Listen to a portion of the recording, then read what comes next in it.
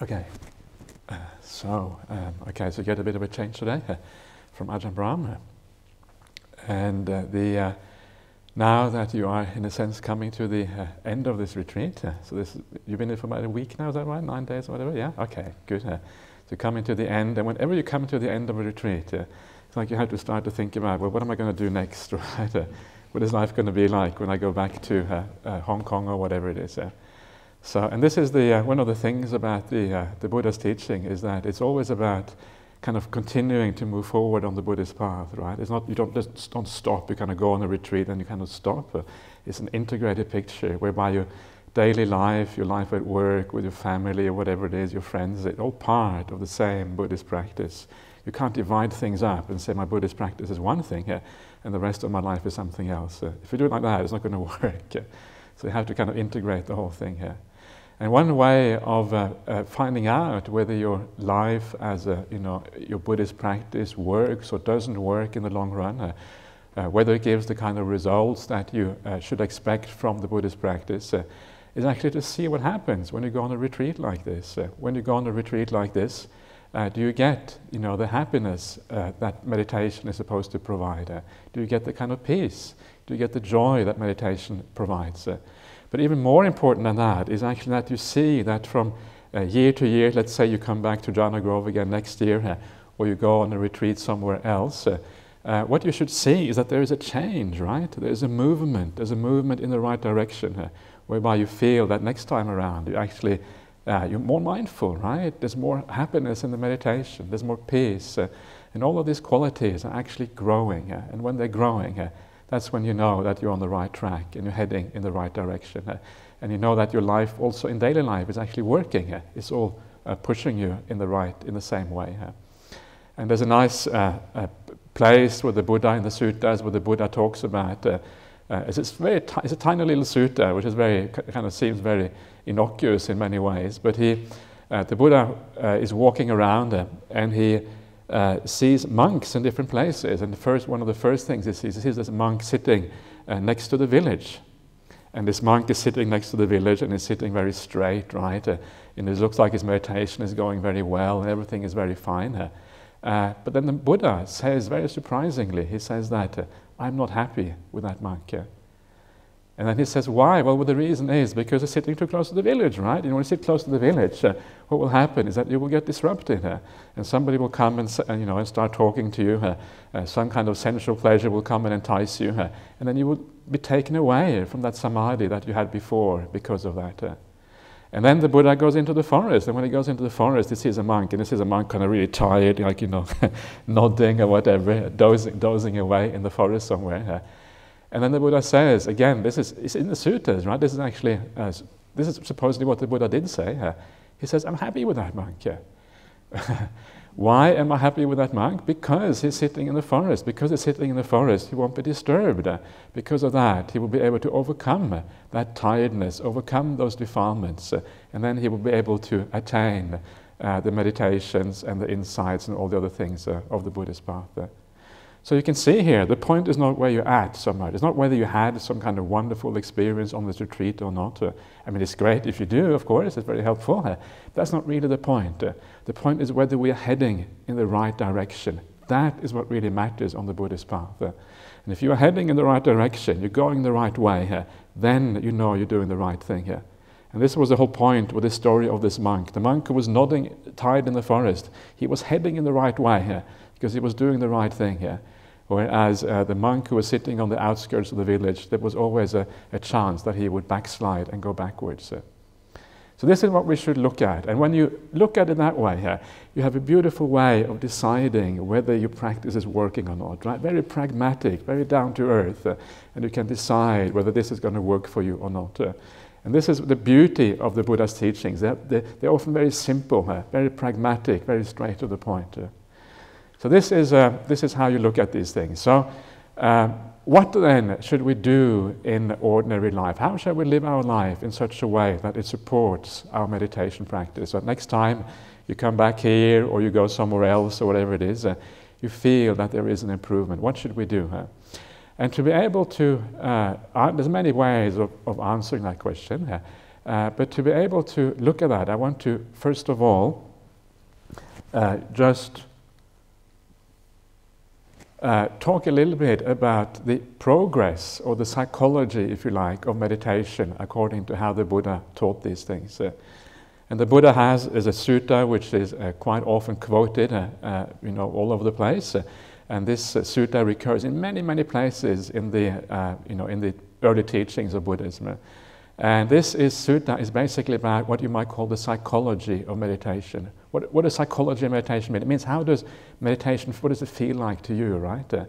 How do you actually feel the progress of meditation inside of yourself? That is the psychology of meditation. So this psychology of meditation shows you how how meditation progresses from the very beginning all the way to the very end. How does that feel personally? That is what it shows you. And what this sutta says is that the very first factor, this is a conditioned sequence of factors. It starts with one, and then it leads to a second one, and the first one conditions the second one conditions the third, all the way up till you reach final liberation on the Buddhist path. The first factor is virtue, right? Sila in the Pali language. And then the sutta says that if you have virtue, there is no, what does it say? It cannot, it says basically cannot be done through the will. It says it's an automatic process that from virtue you get what is called non-remorse, is what they call in that sutta. So from virtue comes non-remorse. And the sutta says this is an automatic process. It's according to nature that from virtue comes non-remorse. And it specifically says this is not something that can be done through willpower. It's only something that happens according to natural laws. And then when you have non-remorse, the sutta says, the next factor is you get joy. Pamudja in the Pali language. Pamudja, joy, comes from non-remorse. If you have non-remorse, the next factor is you get rapture, piti in the Pali language. From piti comes passaddhi, which is tranquility. Right? From passaddhi comes sukha, which is happiness. And from sukha comes samadhi. And then from samadhi, you get all the insights and the liberation, all those kind of things. And the point about this sutta is that between each of these steps, it is a natural law that if you have the previous one, the one which comes after will arise as a consequence. It's a natural law.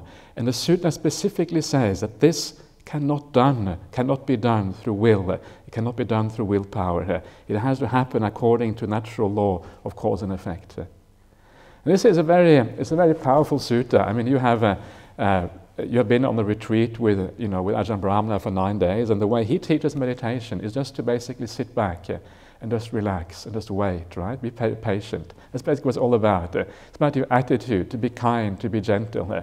But it's not supposed to do anything here.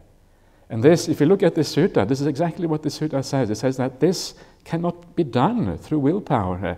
It is a natural law that if you put into place the previous factor, the subsequent factor will arise as a consequence. There's no willpower in there, right? It's a beautiful natural sequence that happens. And one of the things that I always found that inspires me, when on this path, is that when I see that how the Buddha teaches something, how he teaches meditation or Dhamma or whatever, when that matches with how your teacher teaches it, it kind of strengthens the feeling of confidence, right? Something must be right. And this is what you're seeing here. There is a match with the way the Buddha teaches meditation. No willpower is required. And what that means, of course, is that you just can do that with the meditation if you're ready, if your mind is in the right place, if the basic conditions are in place. All you have to do is sit back, close your eyes, relax, right, and just feel the peace around you, and the meditation goes all by itself. Nothing you have to do at all. So this is kind of one of these basic teachings. One of the interesting things about this is that if you have a sequence like that, where everything happens naturally, one factor after the other, well, what does that mean? Well, what that means is that the very first factor is the most important one, right? It means that if the first factor of these factors is in place, then everything else will happen as a consequence. So what it means is that instead of focusing on the factors which are higher on this path, what you have to focus on is the very first one. That is the one that actually matters. Because if you focus on that one and that one becomes strong, then the sequence takes off. Now the first factor in the sequence I was just talking about was sila, is virtue. So virtue is the thing that actually matters. That is where the focus needs to be put.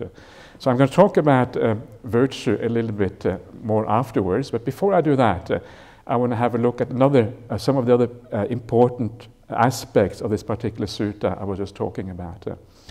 And one of the things you may have heard when I was talking about it now, you heard the sequence includes, it starts basically with sila, then we have non-remorse, right? Not being remorseful is a state of kind of an absence of a type of suffering. Then you have the joy which arises, comes next one. And from the joy you have the rapture. From the rapture you have the tranquility. And then you have the sukha, which is the happiness. And what you see there is that everything about Buddhist meditation, all of these factors are just different ways of describing happiness, right? Different states of happiness. Isn't that a beautiful thing? Everything about Buddhist meditation is about happiness, from the very beginning all the way to the very end. It's all kind of, that's what it's all about. And it's such a powerful teaching. And remember, this is not just kind of I'm not just picking out a random sutta to make a point here. This is one of the basic teachings in Buddhism, this idea of causality in meditation. You see it again and again in the suttas. And this is how you decide whether a particular teaching of the Buddha is important or not. The way you decide is how often he taught it, right? If he taught it again and again, it means that different audiences would have heard it in different places. It would have been something that the Buddha considered extremely important. Otherwise, it wouldn't have occurred so many different places. This is one of the foundational things, that meditation, how you're supposed to experience it. This is the psychology of meditation. How you're supposed to experience it is through happiness, through a positive experience. It's all about happiness all the way through. Different types of happiness, right? When I use the word happiness, I mean it in a very broad sense. Lack of remorse, a feeling of joy, feeling of gladness, feeling of tranquility, feeling of peace, feeling of just feeling good inside of yourself. All of these things are part of this thing we call happiness in Buddhism. That is what the whole Buddhist meditation is about. And again, it's very powerful to remember that, because when you see that, you have some idea where this path is leading you. And that brings me to the second point about this. The reason why the Buddha gives a teaching like this is that one reason for that is because it gives you some milestones, right? It gives you some markers to know whether you're heading in the right direction. Are you getting that non-remorse in your meditation?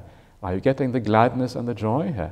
Are you getting the sense of piti? Piti, rapture, is often like a physical feeling of kind of joy in the body, where the whole body is kind of vibrating a bit, and you feel a sense of happiness. You can feel it physically sometimes. Are you getting that in your meditation?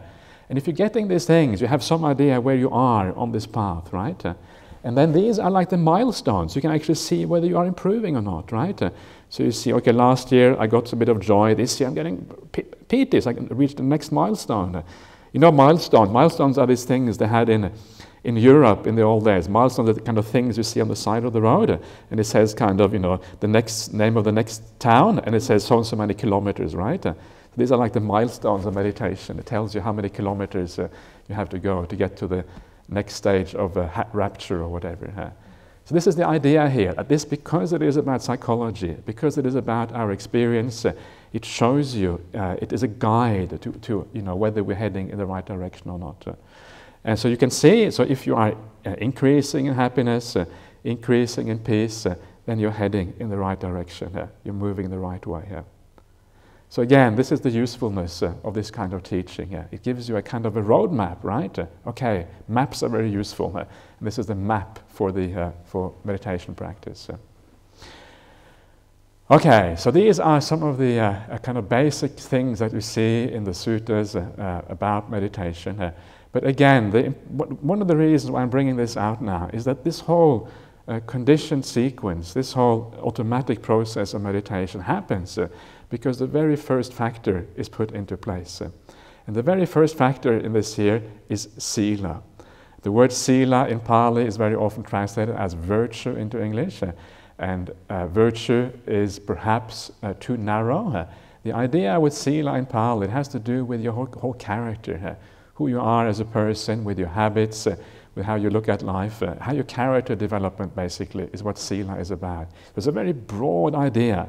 It includes, as I like to say, it includes not only not doing the bad things in life, but it includes things like doing the good stuff, right? Not only are you supposed to avoid doing the bad, you're supposed to actually actively do good things in the world. But more important than that, and this is kind of often the hardest part of the Buddhist path, is that it's not just about what we do through body and speech. It's actually also about how we think, what our mind state is like. This is also part of sila, because this is part of habit and character, right? The character is also what your mind is like.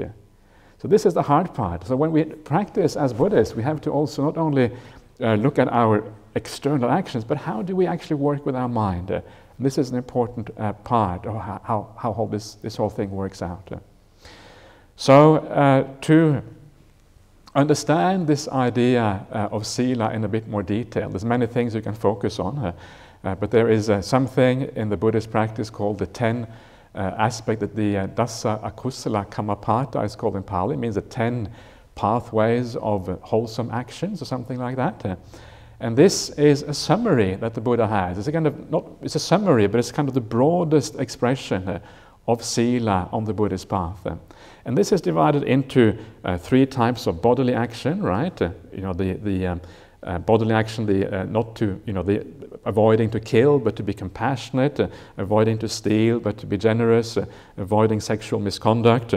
And you have the right speech, which is to avoid the lying, but to be truthful, etc., to avoid the slanderous speech, but to actually bring people together, to avoid the harsh speech, to speak the kind speech, and to avoid the idle chatter, but to, as the Buddha says, to speak speech which is treasured by people, right? The people, this kind of speech that when people listen and say, wow, that's really nice, that's really good. I want to treasure that, I want to keep it with me into the future. That's a kind of the beautiful speech. But then you have the mental actions, and in the mental actions there's 3 types. And one is avoiding the covetousness, in other words, the desire for the belongings of others, not having that kind of covetous mind, avoiding the ill will, the anger inside, and to have obviously compassion, loving kindness instead. But the last one, that's the one I wanted to focus on now. The last one is to have right view. Right view is an aspect of virtue in Buddhism. How can right view be an aspect of virtue? And the reason is because the view is very often what kind of, if you have the right view, it means that you're heading in the right way. If you look at the world in the right way, it means that you're heading in the right direction. Everything else follows as a consequence from right view. So right view is actually an aspect of virtue in Buddhism. And this is the thing I want you to focus on in the remainder of this talk. What does actually the Buddha mean by right view in this context? So first of all, right view in Buddhism, there's 2 types of right view. There's a right view which you get when you become a noble person, an Arya. This is like the stream enterers and the Arahants and these sort of things. And that is a very kind of elevated right view. It's a right view which comes from direct insight into the nature of reality. But for the vast majority of people, that kind of right view, it's nice to know about it, know what it means, but it's not as practical. The practical kind of right view is what the Buddha talks about in this particular context. How should ordinary people, people who are not Aryas, which is 99.99999, I don't know how many nines, but lots of nines anyway, percent of people, that's what they need to focus on, right? So what is this all about? Now, the first thing, again, to understand about right view is that if you don't have right view, you can't really act rightly, right? If you have wrong view, you're going to make all kinds of bad decisions in life. The whole idea of right view is that it helps you to make all the right decisions. And to give you an example for how this works, it's like, if you're going to invest in a stock market, in a particular share, right? The there's a company and you have all the wrong information about this company. That's like wrong view, right? You've got all the wrong information. You have a really, really bad broker who tells you, maybe he lies to you or whatever, who knows what's happening. But anyway, you've got all the wrong information. And then you invest in this stock. And what happens? You come to grief and suffering because you lose all your money because you had all the wrong information. So wrong view leads to suffering because you make all the wrong decisions based on wrong view.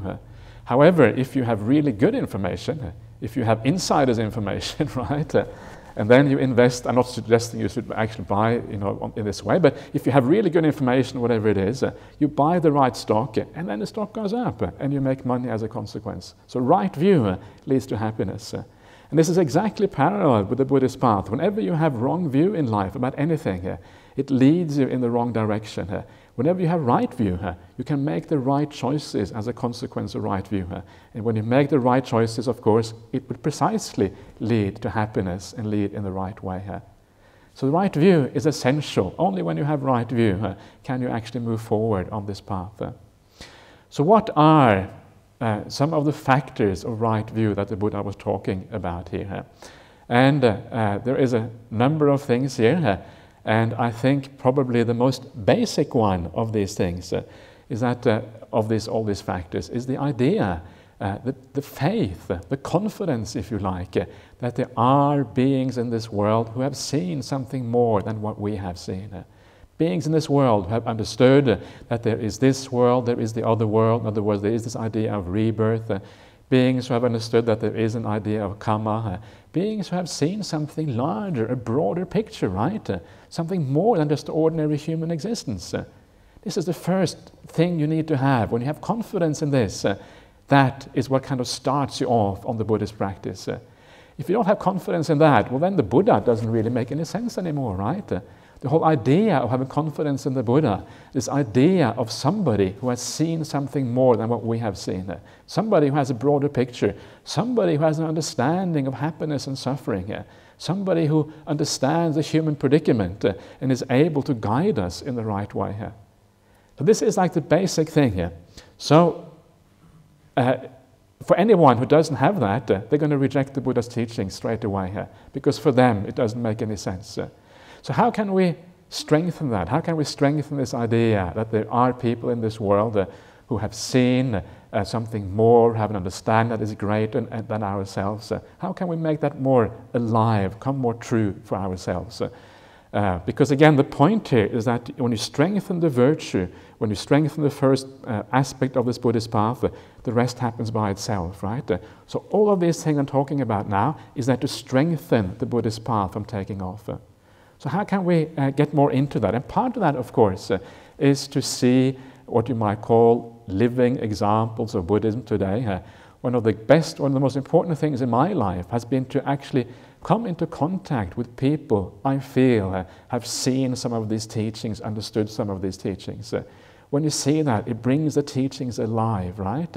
You see that the qualities the Buddha was talking about, the qualities of peace, of kindness, also the qualities of wisdom and insight, they actually exist. They exist in the world today. They're not just something which is stored away in some kind of ancient book which you don't really have all that much access to, but actually it exists in the present day. So that is an important part of it, is the idea that, just to sometimes be around people who you feel have that kind of insight, understanding, and that drives confidence that these teachings actually work. So this is the first one.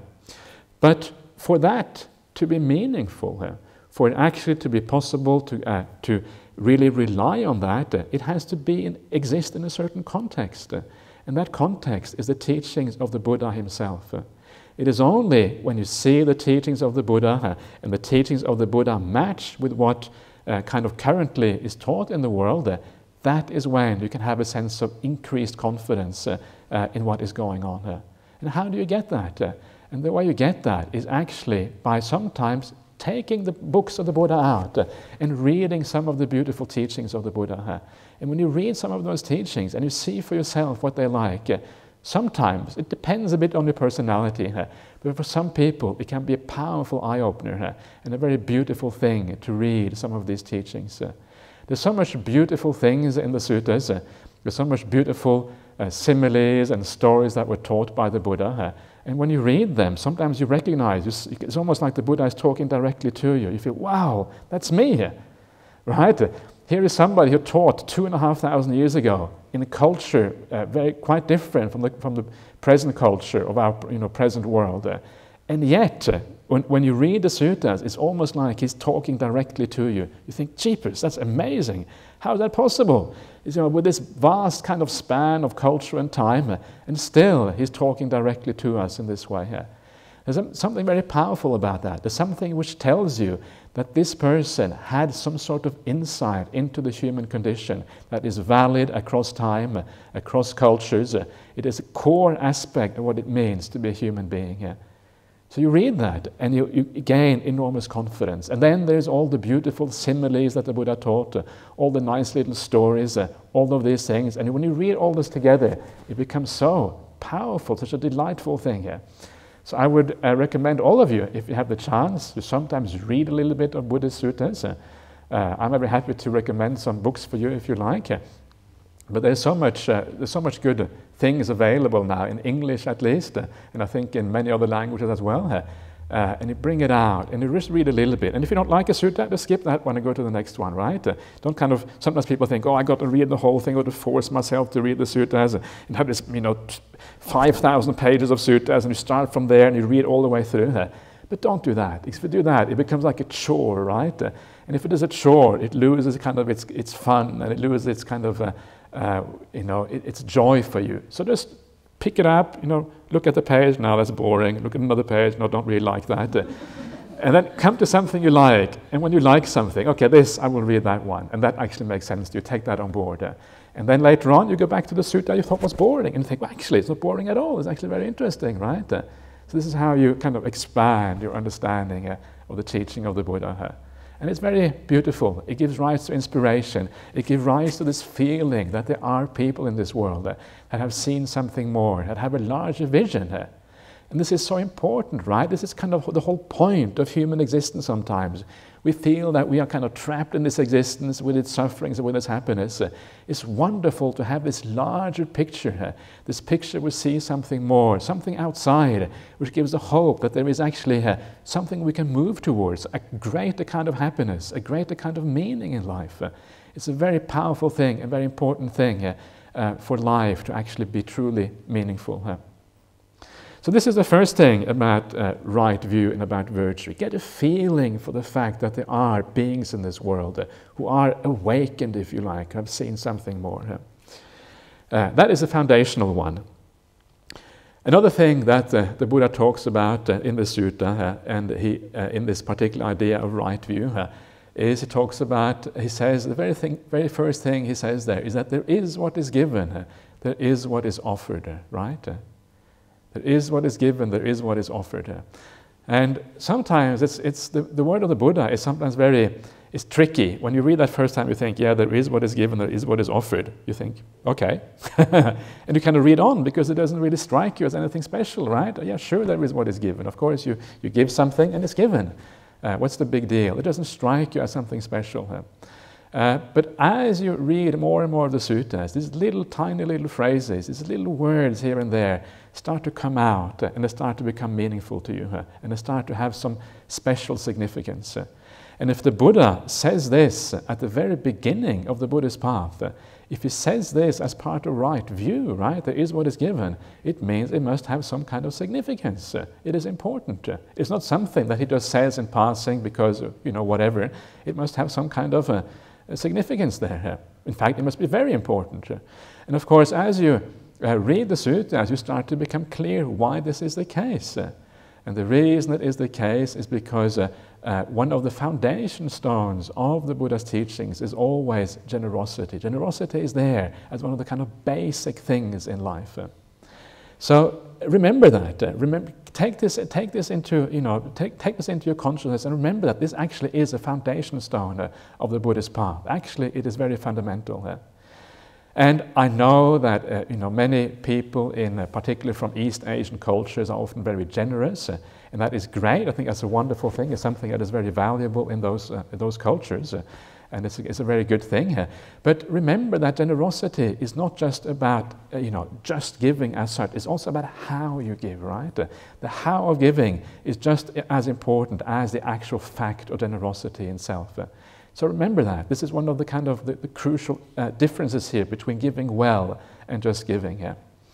And one of the things that the Buddha said when he was asked by, who was it who asked the Buddha?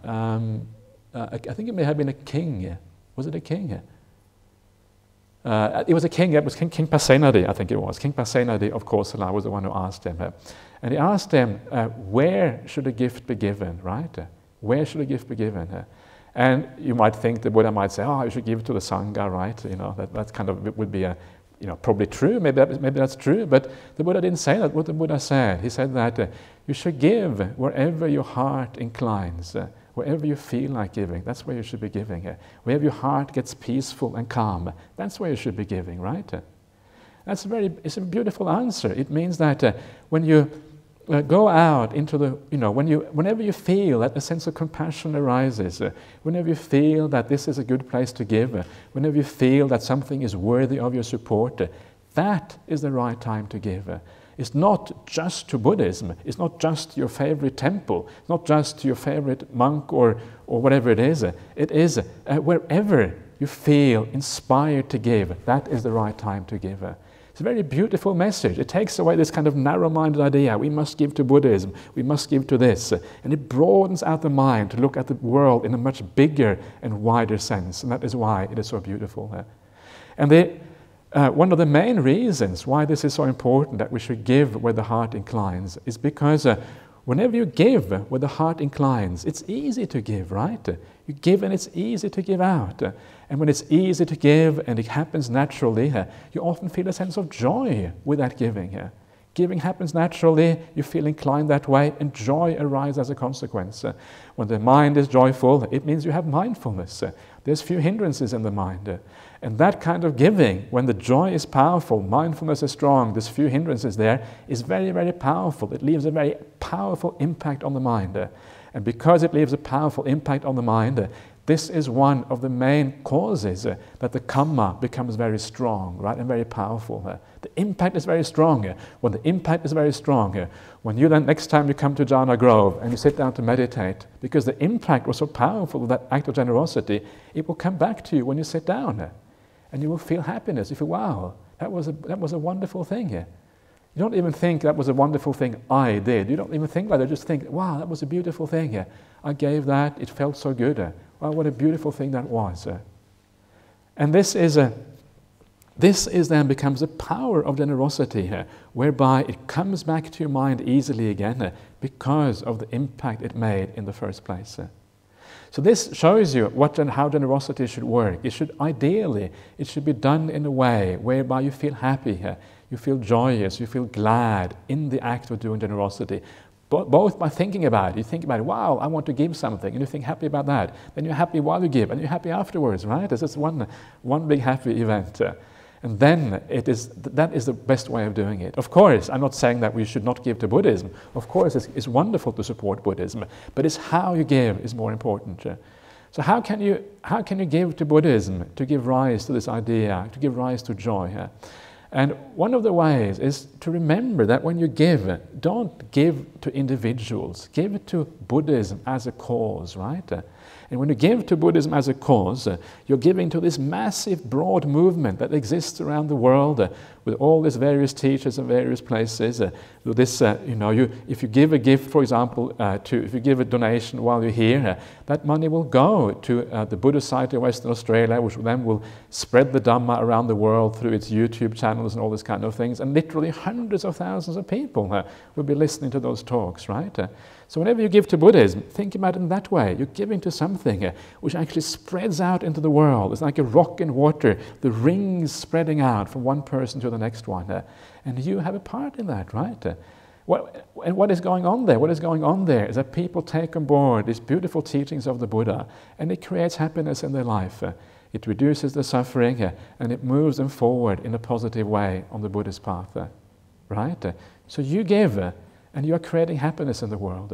When you give, you're reducing suffering in the world for many, many, many people, because the Buddhist teachings are so vast and so wide, and you're helping with that. Right? Isn't that a beautiful thing? Every time you give, that's what you're doing. And when you think like that, when you think in the right way, when you turn your mind in the right direction, then you can get more happiness out of your act of generosity.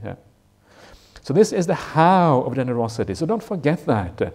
Remember the how, and remember that this is a foundational aspect of right view on the Buddhist path. So that is about, so the first thing then is about understanding that there are beings in this world who have seen something more, generosity.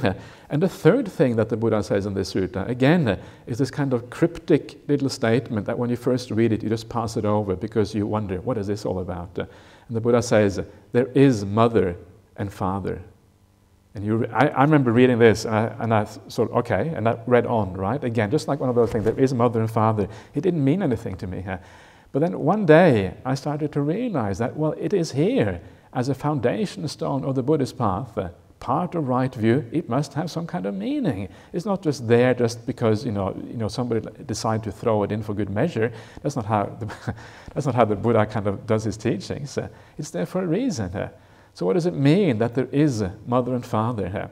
Well, what it means is that you have to understand the context of this idea of right view.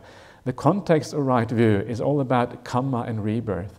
So I'm talking about this in a second, but so karma and rebirth is like the context in which all these things of right view are framed. So what it means is that mother and father is a very powerful field of merit in the world, or of demerit if you happen it in the wrong way. That's basically what it means.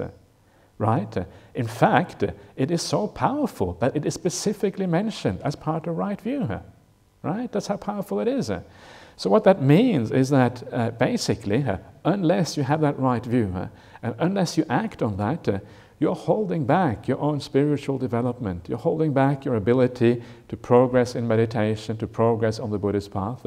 You have to take into account how you deal with your parents. If they're passed away, you can still deal with them in a certain way. This is an important part of the Buddhist path. If you ever hear somebody who says, I don't care about my parents or whatever, you can be absolutely sure that they're not practicing the spiritual path properly. It's an essential part of this idea of right view. That's how important it is.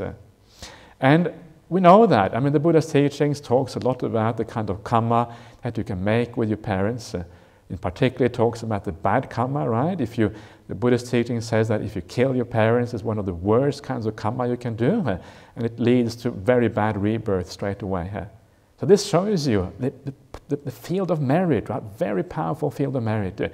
If you get it wrongly, you will make terribly bad karma. If you get it rightly, you can make incredibly good karma. That's the reverse side of the coin. So because it is there, because it can actually give rise to all this positive merit, is a very important aspect of how we deal, how we practice the Buddhist path. So remember that.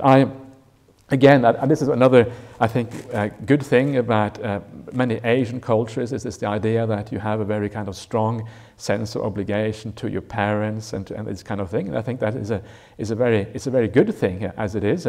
But also remember that when you have a strong sense of obligation, sometimes it can feel like a burden, right? You are obliged to look after your parents, and if you are obliged, there's no joy in it. You just have to do it because this is what I'm supposed to do. I must do this because my culture says I'm supposed to do this. But if you make it into something negative because it is an obligation, then it loses its power to help you on the path. So you have to learn to perceive your parents, learn to look at them in a different way, in such a way that you can turn it into ideally, even something joyful, something beautiful, when you are, doing your duties towards your parents, doing your duties towards your family members. And then it becomes a very, very powerful source of good karma when you do that. So how do we do that? How can we, change our attitude to our parents in such a way that we can actually support them in a joyful way, in a happy way? And the Buddha makes some very powerful statements about how to regard our parents in the suttas. And one of the things that he says is that parents are like Brahma. You know, Brahma in Buddhism is like the highest god. Brahma is someone who is reborn in one of the Jhana realms, right? The realms also which have to do with the Brahma Viharas. You know, the Brahma Viharas, metta, karuna, and these kind of things. So Brahma is somebody who has this incredible metta and loving kindness and compassion for the world. That's what the Brahma is like. That's what parents are. That's what the Buddha said. Parents are like Brahma. How can parents be like Brahma? Well, the reason, of course, is that they actually, if you start to reflect on it, they have done an enormous amount for us when we were younger. We wouldn't be alive, we wouldn't be here unless it was for our parents. They have taught us almost everything we know in life, at least for the first few years. All the basic things that we need to know how to survive and to live were taught by our parents. And always they would have endless, like a mother has endless patience for her child, right? It's a beautiful thing that a mother, regardless of what her child does, she will always love that child, almost regardless. And this is the Brahma mind, right? The mind which is able to love regardless of what happens with that child. So a parent is like that. And when you think like that, when you think of actually all that you have received, the parent would not do that with anybody else in the world except for their own children. That's the only person they look after in this way.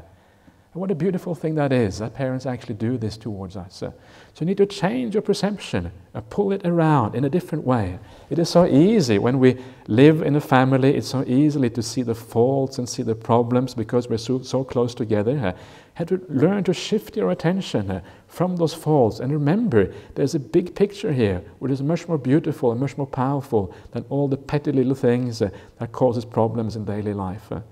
And when you do that, something beautiful happens. You start to see that there actually is something, the big picture is beautiful, the big picture is powerful, and then you can forgive all the pettiness, all the smallness, all the little problems in daily life. You can forgive that with so much more ease than you otherwise would be able to. So this is a powerful reflection. You can expand this reflection in many different ways. And to accompany that reflection of your parents as the Brahma God, right, the God of loving kindness, also at the same time, it's important to remember to accept your parents as ordinary human beings. They are ordinary human beings. They have their foibles, they have their problems. Of course they're going to make mistakes. Of course they're going to have bad habits. Of course they're going to do stupid things. That's par for the course. They're just human. We all do this. So that's okay. You can forgive that. What is amazing is that they had the ability, the willingness to look after us in such a way for such a long time. That is the amazing thing. So do that and then see. Sometimes you can maybe get a bit of joy and happiness into looking after your parents. When you have to help them out, you have to do something for them. And you find for the first time in your life, you feel, wow, what a wonderful thing it is to do.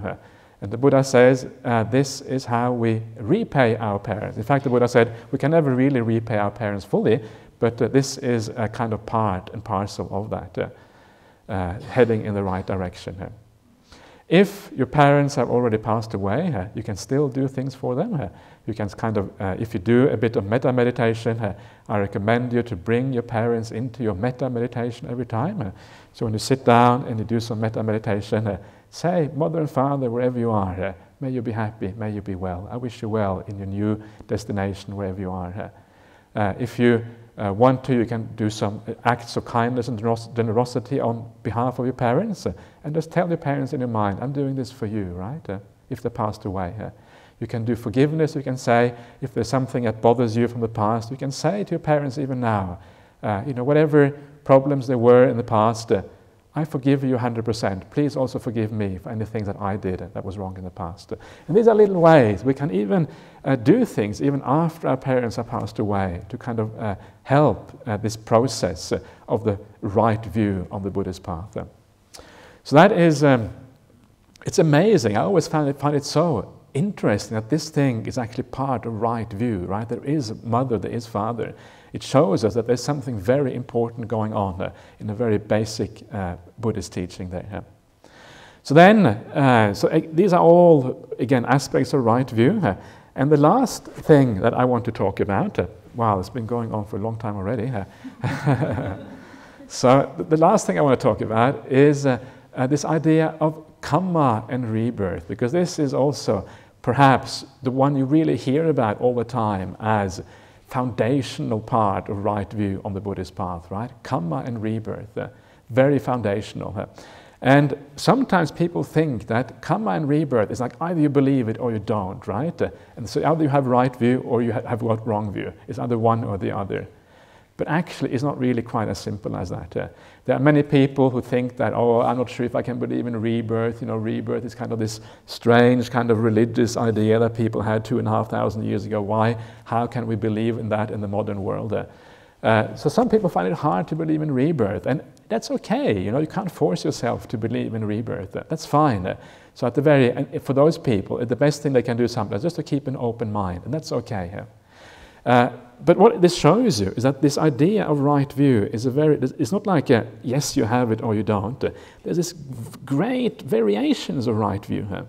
And one of the things that, and one of these variations is this idea that even if you do have confidence in the idea of rebirth, the confidence is often like an intellectual confidence. It's a feeling, yeah, rebirth makes sense to me. You know, I can sort of see why that could be the case. And you hear people talking about it, people who you have confidence in, etc. But that is still just intellectual. The really powerful kind of right view when it comes to rebirth is when this becomes part of your emotions and you feel that there is something like rebirth. And when you start to feel it, that kind of right view is what is very, very powerful. So when you read about right view, when you think about right view, try to feel, what does it feel like? If you really were reborn, if you had a life in the past, what does that actually mean emotionally? What does it feel like to have been reborn in the past? And to give you an example of this, to how this can actually change your whole outlook on life, there was a man here in Perth who came actually here to Jhana Grove a while ago, and he was one of these people who had done past life regression. And we have a past life regression as part of the Buddha site WA. He does past life regressions. And this was one of his star students, right? And he had gone into the past life regression, had gone through this regression thing here. And then he started talking about his, all of these things that happened in the past life. And he mentioned lots of details about what kind of house he lived in, what kind of clothes he was wearing, about what kind of brothers and sisters he had, where he was from, and all of these stories that actually came out. The story was that he had emigrated from Ireland, lots of Irish people in Australia. He had emigrated from Ireland about 150 years ago. He had started a farm in Australia. He'd been a soldier first of all and started a farm. And this was like his whole life story that he was able to tell, right? And then after telling this life story, he started to check the facts. Did such a person actually exist? He had the name as well, right? He could even remember the names. Did such a person exist? And of course, the amazing thing was that as he started to look into the past, he did find that 95% of the facts that he had talked about during that regression kind of ticked off, right? One after the other. And he said for him it was a traumatic experience because for him, he was brought up as a Catholic. It was very hard to relate to the idea of rebirth. So he felt it was actually quite traumatic to be forced into this realization that there is rebirth. He couldn't deny it anymore. He had this memory, and the memory fitted so well with the facts of a person who actually had existed historically that he was incapable anymore of denying rebirth. And for him, it took him about a year before he was able to come to terms with the fact that, yes, I cannot, for me it's impossible now to deny the idea of rebirth. The facts are so powerful. And so that happened. So this is the first part of the story, and that is not the most interesting part of the story. The most interesting part of the story is what happened to him psychologically as he went through this process. This person happens to be a businessman, and he does some business in Perth. He sells some things to the mining companies in the everything's about mining, mining in Perth. So he's part of that mining industry. And he's doing some fairly large contracts with some of these mining companies. He's a very down-to-earth kind of person. He's not kind of this person who is a bit flighty, all kind of fantasy, all kind of things. Very down-to-earth kind of person. And he said that the most powerful thing is starting to change his life. He started to realize the power of virtue, of wanting to be more kind and to actually be generous and to do the right thing in the world. He said he had shifted. Already he was a very virtuous person because he was already a Buddhist. But this had kind of added that extra little thing which made him even more kind and virtuous than before. Why? Because he had seen this connection, right? He had seen how its habits from the past life were kind of just tending to carry on into the new life. He was still doing pretty much the same thing as before. And he wasn't able to change those habits. He said, jeepers, I'm just like a robot. I'm a robot moving from one life into the next one. I'm on these tracks, in this rut, and I'm not able to move out of it. This is scary. So he was able to add a little bit of extra to move himself out of those ruts, out of the tracks, to be more kind and more virtuous than he had been in the past. And this is, I think, one of those scary moments when you see the past life. You see how you are as a person. You keep on moving. The person you were in the past life is carrying on in the present life, right? And that is a person who is likely to carry on into the future as well. You bring your defilements with you. You bring your stupidity with you. You make the same mistakes again and again. And you see, wow, this actually is very scary and very frightening. And when you see that directly like he did, it's very powerful. And the second thing that he realized, this was also to me very fascinating and interesting, was he said that even though he was doing all these business deals, even though he was set up perhaps to make hundreds of thousands, perhaps millions of dollars through his business, it didn't mean anything to him anymore. He lost interest in that. It is not so important. Okay, he's still carrying on, but the whole thing is like, okay, if it works out, fine. If it doesn't work out, I couldn't care less, really. That's what he said. And again, it's the same thing. Again, what he was seeing there was exactly the same thing. He was looking into his past life, and he was seeing that in his past life too, he had been doing business. And then at that time, he was a farmer. And at the end of his life, he was very proud, right? I started in Ireland with 2 empty hands. I was completely poor. I had absolutely nothing. And I built up a life for myself. And he was very proud of that and very happy about that. But then he was seeing that in this life, he was doing exactly the same thing, right? He was starting off with not much, and then he was building up his business, and now he was starting to feel proud of his business. And he was seeing again that he was just following the same old patterns, doing the same thing again and again. And in every life, every time you're reborn, it seems so important, right? This is what life is really about. Wow, it's so important. I've got to get out there. I've got to get my degree from university. I've got to get a wife and or a husband and get a nice house and get a family together. I've got to get my business going. It all seems so important until you realize that you're actually in a rut. You're just a habit. You're just doing the same thing again and again and again, life after life, because you are trapped in this. It's a trap, right? And that's what you see when you see the past life. You see that you're actually trapped. You can't get out of it. It looks like you have free choice. You're doing this because you want to do it. No, you're doing it because you did it in the past. That's why you're doing it. So this is what I mean by right view. It's not just about, yeah, I believe in rebirth. Yeah, I have confidence in this. It makes sense to me. It's about understanding that this actually is a very powerful emotional thing when you understand it in the right way, which steers you in a new direction because you don't want to be trapped anymore. You don't want to be a robot who's just trapped in the same old things. You want to change your attitude and move in a different way. And in this way, the idea of karma and rebirth becomes so powerful, right? You can see how powerful it is. It has a power to change the whole trajectory, the whole direction of your life, and move you in a new direction. And this is why it is so important. This is why it is the basis of right view, and how right view itself is something which can be moved and changed if you use it in the right way.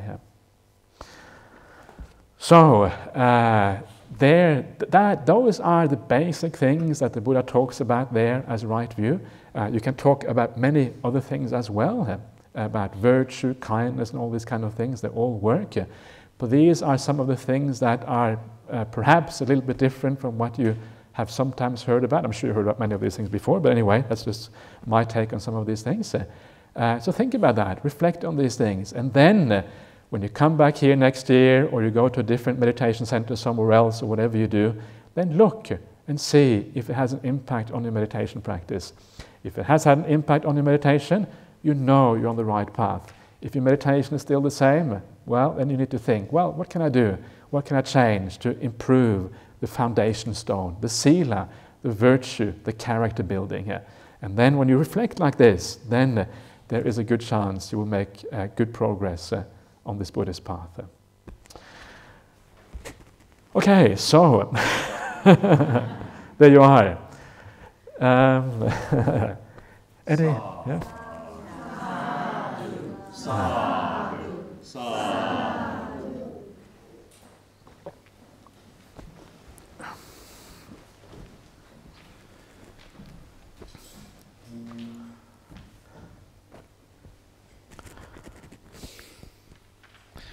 Okay, so just pay respect to the Buddha Dhamma Sangha.